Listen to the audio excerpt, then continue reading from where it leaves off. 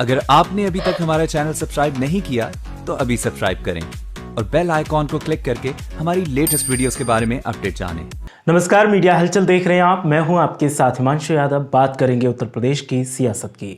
उत्तर प्रदेश की सियासत में विपक्ष और सत्ता पक्ष आमने सामने हैं और एक दूसरे पर आरोप प्रत्यारोप का दौर चल रहा है। और इस दौर में अब केशव प्रसाद मौर्य, जो कि उत्तर प्रदेश के डिप्टी सीएम हैं, उन्होंने मोर्चा खोला है और विपक्ष पर कई आरोप लगाए हैं। साथ ही केशव प्रसाद मौर्य ने असदुद्दीन ओवैसी और आम आदमी पार्टी को लेकर भी तंज कसा है। केशव प्रसाद मौर्य, जो कि उत्तर प्रदेश के डिप्टी सीएम हैं, उनकी तरफ से विपक्ष की तरफ से की जा रही बयानबाजी पर निशाना साधा गया और कहा कि विपक्ष जो भी कर रहा है वो आवाम के हित में नहीं है, वो आवाम के अहित में है और सरकार आवाम के हक के लिए लगातार संघर्ष कर रही है।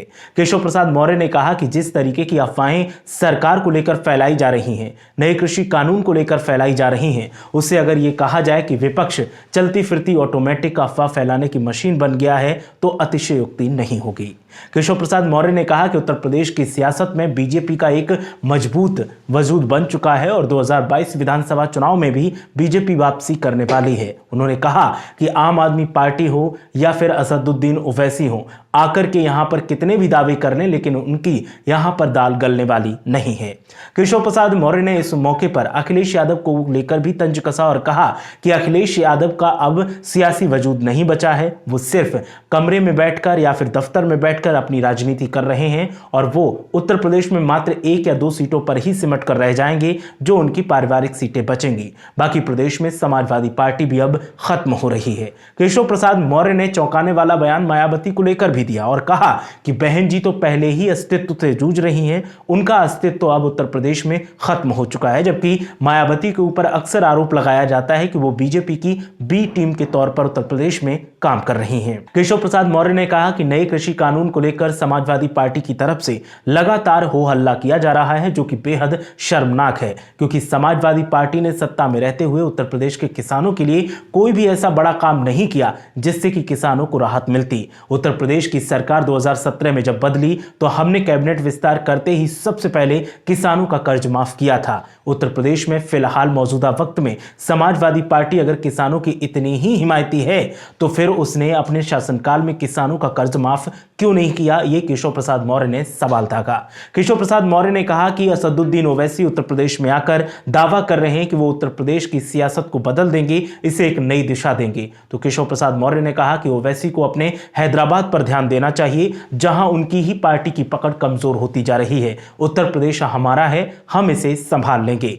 मामले पर असदुद्दीन ओवैसी की पार्टी के जो प्रदेश अध्यक्ष हैं, उन्होंने भी निशाना साधा और कहा कि उत्तर प्रदेश किसी के बाप की बपौती नहीं है। उत्तर प्रदेश सब हिंदुस्तानियों का है और कोई भी हिंदुस्तानी कहीं भी जाकर के चुनाव लड़ सकता है।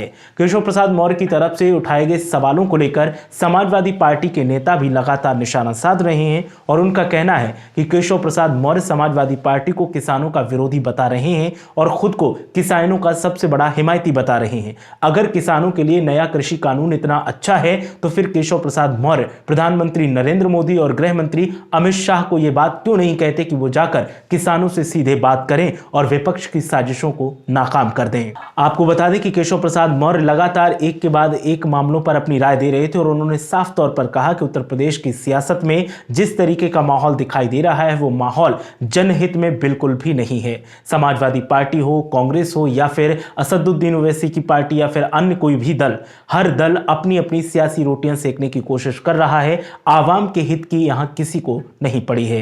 केशव प्रसाद मौर्य ने यह भी कहा कि बीजेपी सिर्फ इकलौती ऐसी पार्टी है जो सिर्फ जनहित के लिए काम कर रही है। बाकी अन्य प्रदेशों में जहां पर गैर बीजेपी शासित सरकार है, वहां पर आवाम कितनी परेशान है वो आप हर रोज की सुर्खियों में देख सकते हैं।